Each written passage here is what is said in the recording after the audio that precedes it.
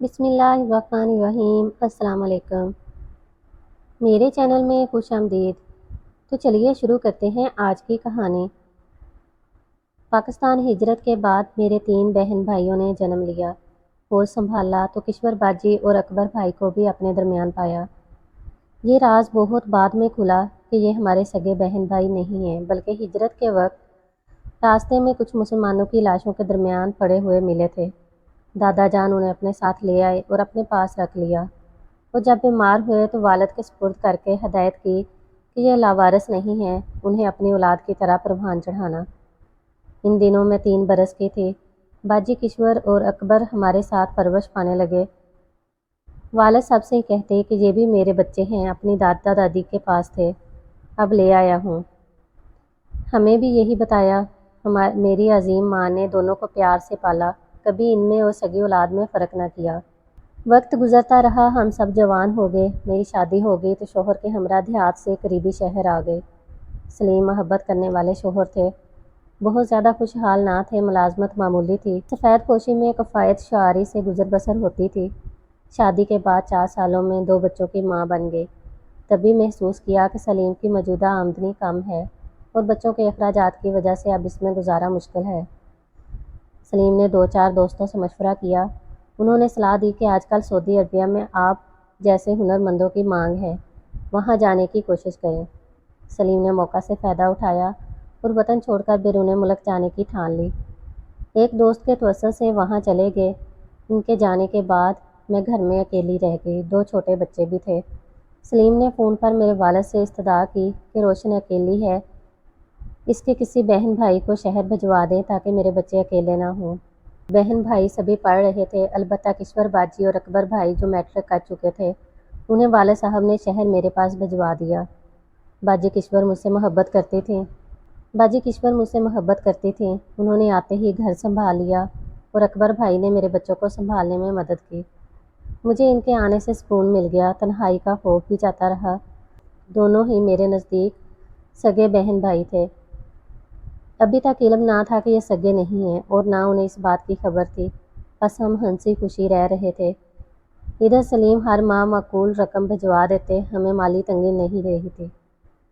Saudi Arabia जाकर सलीम ने बहुत मेहनत की, जो कुछ कमाते हमें भेज दिया करते, अपने ऊपर बहुत कम खर्च करते।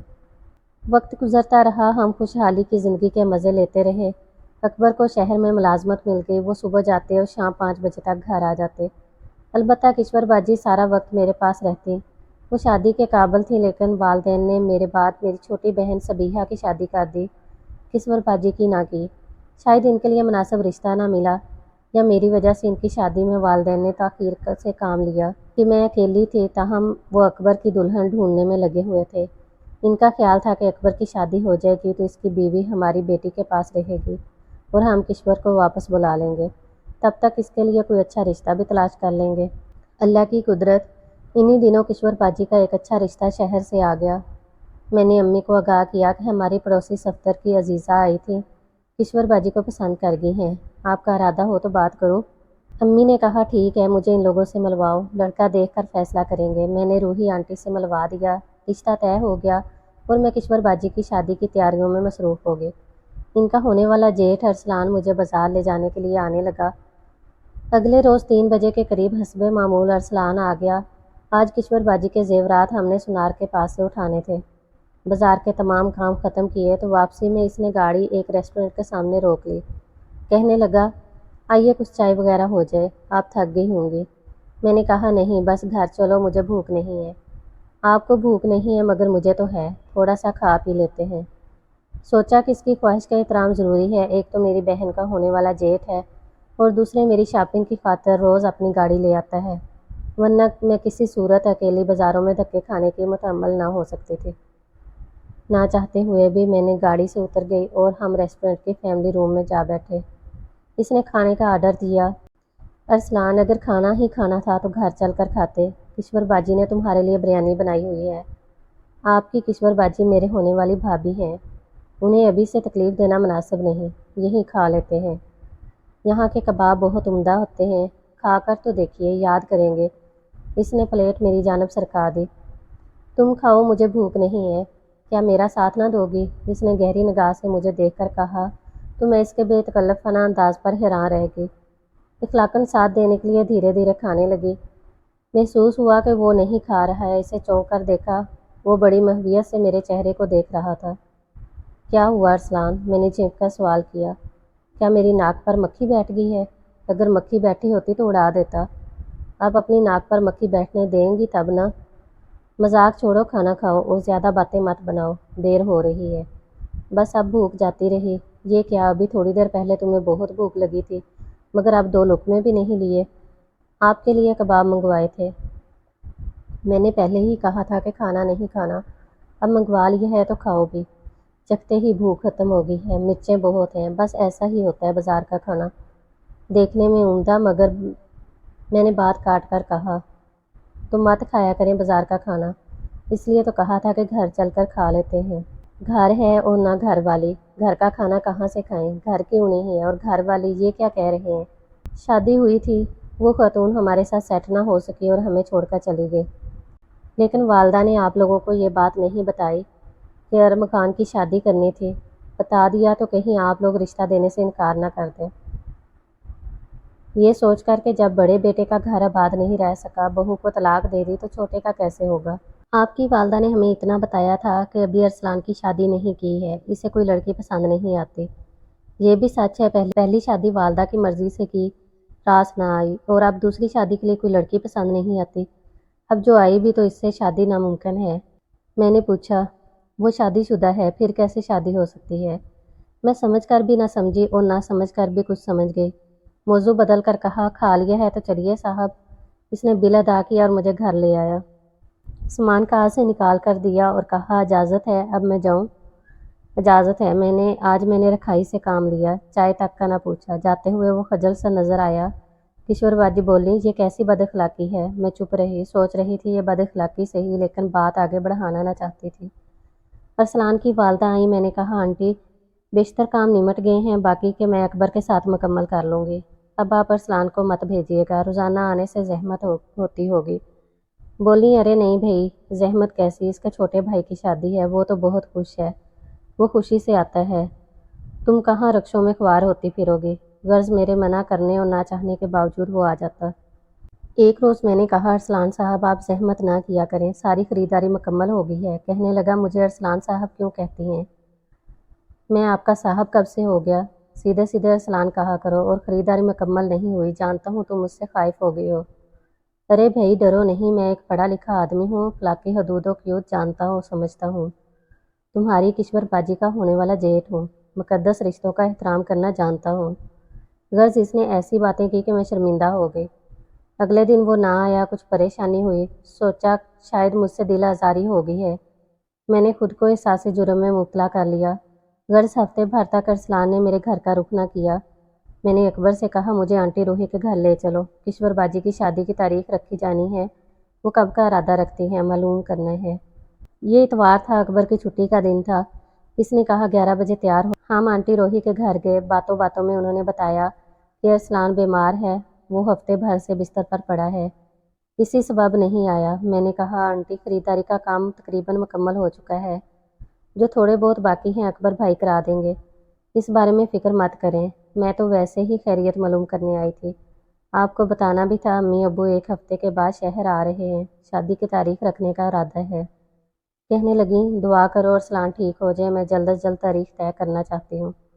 اکبر بھائی نے ٹیلی فون لگوانے کے لیے درخواست دے رکھی تھی، فون لگ گیا تو بہت سہولت ہو گئی، اب سلیم سے بھی بات ہو جاتی تھی اور آنٹی روحی سے بھی۔ ایک روز آنٹی کو فون کیا تو ارسلان نے اٹھا لیا۔ میں نے خیریت پوچھی، جواب دیا، میری زندگی کے دن گنے جا چکے ہیں، اگر مجھ سے کوئی غلطی ہو گئی ہو تو کہا سنا معاف کر دینا۔ اللہ نہ کرے، یہ آپ کیا کہہ رہے ہیں؟ میں سچ کہہ رہا ہوں، کہو تو اپنی میڈیکل رپورٹ دکھا دوں، یہ راز صرف تم کو ہی بتا رہا ہوں، گھر والوں کو نہیں بتایا کہ ارمکان کی شادی ہونے والی ہے، رنگ میں بھنگ نہ پڑ جائے، میرے بھائی کی بخیر و خوبی شادی ہو جائے تو پھر ان کو آگاہ کر دوں گا۔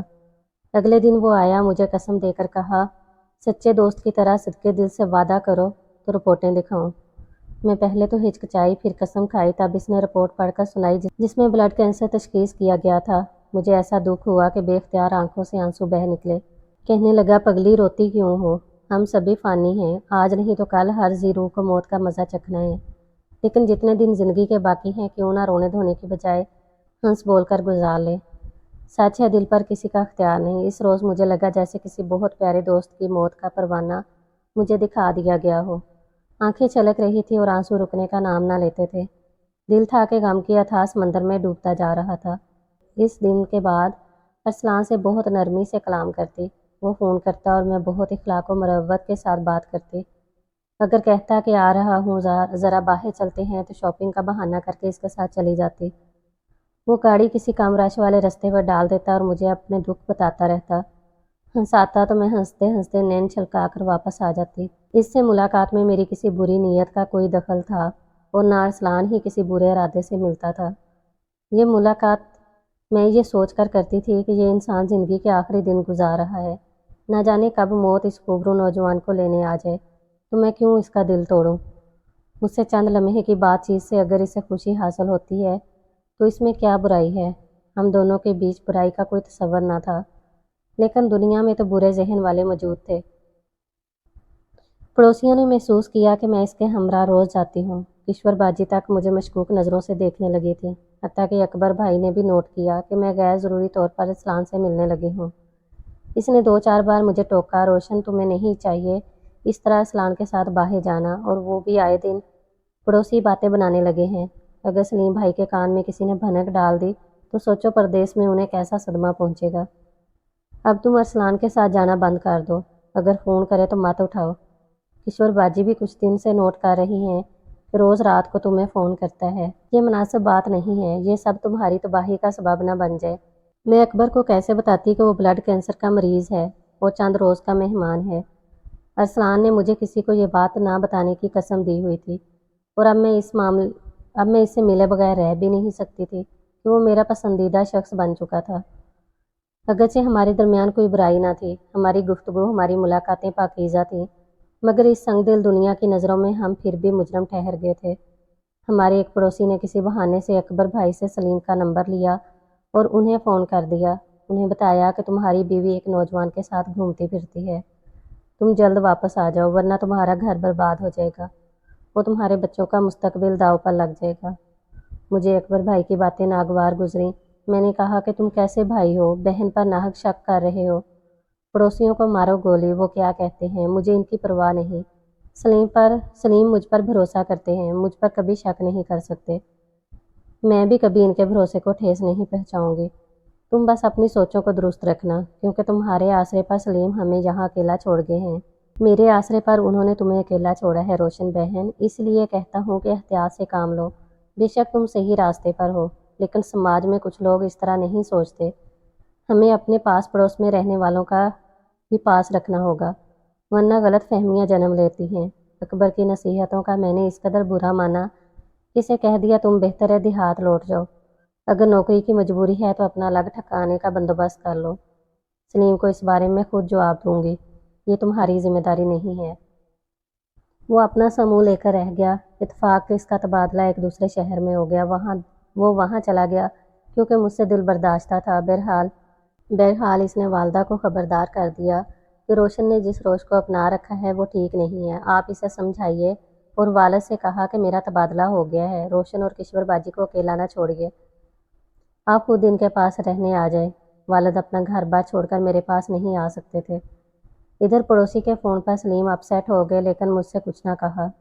उन्हें गए हुए 4 साल हो गए थे। वो वतन लौटने वाले थे। सोचा घर जाकर खुद हालात का जायज़ा लूँगा, तभी कुछ फ़ैसला करूँगा। वो अचानक एक रोज़ घर पहुँच गए। मैं घर पर नहीं थी। किशोर बाजी की शादी की तारीख रखी जा चुकी थी। घर पहुँची तो उन्होंने मुझसे पूछा कहाँ गई थी। बताया कि बाजी की शादी का कुछ सामान रहता था, वो लेने गई थी। सलीम ने सब्र से काम लिया और शादी के मौका पर किसी तरह की बदमज़गी से ग्रेज़ किया। किशोर बाजी ब्याह कर अपने घर चली गई। इनकी रुखसती के फ़ौरन बाद अरसलान की तबीयत बिगड़ गई। वो अस्पताल में दाखिल था। मुझे पता चला तो कदम ना रोक सकी और बगैर शोहर को बताए इसे देखने अस्पताल चली गई। अकबर भाई आए हुए थे। सलीम ने सवाल किया कि रोशन कहाँ गई है। वो अस्पताल गई हैं। किस वजह से मुझे क्यों नहीं बताया, इससे ज़्यादा मुझे नहीं मालूम, इनसे पूछ लीजिएगा। जाते हुए अकबर को मैंने इतना ही कहा था कि अस्पताल जा रही हूँ, जल्दी आ जाऊँगी। इस वक्त सलीम अपनी बहन के घर गए हुए थे। इनकी दावत थी लेकिन वो जल्द लौट आए। मैं घर पहुंची तो इनके तेवर बिगड़े हुए थे। सवाल किया कि अस्पताल जाने की क्या ज़रूरत पड़ गई, कोई तकलीफ़ थी तो मुझे बताया होता, मैं तुम्हें खुद ले जाता। एक सहेली बीमार थी, इसे देखने गई थी। घबराहट में मैंने झूठ बोलना पड़ा। वो समझ गए कि झूठ बोल रही हूँ। कहा सच सच कहो वरना अभी तलाक दे दूंगा। सच कैसे कहती, दोनों सूरतों में बर्बादी थी। लिहाजा मैंने अपने चंद जोड़े बैग में डाले और घर से निकल खड़ी हुई। अड्डे पर पहुंचकर इस वैगन में सवार हो गई जो देहात जाती थी। अकबर रोकता रह गया, मैं ना रुकी। मेके पहुंची। वाला साहब ने पूछा, खैरियत तो है, अकेली क्यों आई हो? खैरियत नहीं है अब्बा जान, सलीम के दिल में किसी ने गलत फहमी डाल दी है। वो मेरी जान के दर पे हैं। आंखों में खून उतरा देखकर मैं डर गई और अकेली यहाँ आ गई। वाले साहब घबरा गए। उन्होंने शहर जाकर सलीम से पूछा, क्या मामला है? सलीम ने पड़ोसी को बुला लिया और पड़ोसी ने बिला कमोकास्त वालिद को हालात से आगाह कर दिया। वो भी परेशान हो गए। सलीम से कहा, जल्दबाजी मत करो, मुझे बेटी से बात करने की मोहलत दो। दोनों बच्चे मेरे जाने की वजह से बहुत परेशान थे। अब्बा ने इस्तदा की कि सलीम बच्चों को मेरे साथ कर दो, तुम उन्हें क्यों कर संभाल पाओगे। सलीम ने बच्चे वाले साहब के हवाले कर दिए। सलीम 4 साल बाद घर आए थे। वो बच्चों की जुदाई में तड़प रहे थे, मगर 4 दिन भी इनके साथ रहना नसीब ना हो सका। वो मेरे और बच्चों के लिए बहुत सा सामान और तोहफे लाए थे। घर के लिए एशिया लेकर आए थे। सब कुछ वैसे ही धरा था। कहते थे कि इन बच्चों के लिए खुद को मेहनत की चक्की में पीस डाला, इस उम्मीद पर कि आज जो नखल लगा रहा हूँ वो कल मुझे छाँव और फल देगा। खबर ना थी कि जिनके लिए रोज़ो शब मेहनत करता हूँ वो मुझसे वफा ना करेंगे। अकबर भाई और अब्बा जान ने उन्हें बहुत समझाया। बोले कि मेरा दिल रोशन से ख़राब हो गया है, साफ नहीं हो सकता। मुझसे नाता रखना है तो पहले बच्चे ला कर दें। वालिद ने बच्चों को इनके हवाले किया, लेकिन वो मेरे लिए रोते थे। तब औलाद की मोहब्बत से मजबूर होकर मुझे दोबारा घर आने की इजाज़त दे दी। मुझसे कलाम नहीं करते थे। सऊदी अरब की मुलाजमत भी छोड़ दी थी। मुझे तलाक नहीं दी, मगर कुछ अरसे बाद इनकी वालदा और बहन ने सलीम की दूसरी शादी करा दी। बाकी ज़िंदगी अपने बच्चों की खातिर मैंने सलीम से अलग रहकर काटी। वो रोज़ाना घर आते थे लेकिन मुझसे कतई ताल्लुक़ कर लिया था। ख़ानदान की इज़्ज़त की खातिर खामोश ज़िंदगी बसर करती रही। क्योंकि बच्चे अच्छे स्कूलों में ज़ेर तालीम थे, वो घर और बच्चों का खर्चा देते थे। अखराजात में बिल्कुल कमी नहीं करते थे। अरसलान का कुछ माह बाद इंतकाल हो गया। इसकी मौत का दुख दिल चीर गया। अगरचे इससे मेरा कोई गलत रिश्ता ना था, महज एक उनसियत ही थी। इसकी बीमारी का जानकर मैं इसकी दिलजोई की मुजरम ज़रूर थी। ऐ काश वो मुझे अपनी बीमारी से आगाह ना करता। ऐ काश मुझ में हिम्मत होती कि अपने शोहर को बर वक्त सही सूरत हाल से आगाह कर देती। शायद इनका दिल मेरी तरफ से साफ़ हो जाता, लेकिन मैं ऐसा भी ना कर सकी। आज सलीम इस दुनिया में नहीं है। बुढ़ापे में अपने सगे भाइयों और बहन ने साथ नहीं दिया। वालिद वफ़ात पा गए। एक ईश्वर बाजी हैं जो मेरा दुख बांटने आ जाती हैं, और एक अकबर भाई हैं जिन्होंने मुझे अपने घर में पनाह दे रखी है। सच है, अपनों से तो बेगाने ही भले। अगर कहानी अच्छी लगी है तो मेरे चैनल को लाइक करें और सब्सक्राइब करें और बेल नोटिफिकेशन को ऑन कर दें ताकि आपको सुनने को मिलती रहें इस तरह की नई नई और दिलचस्प कहानियाँ।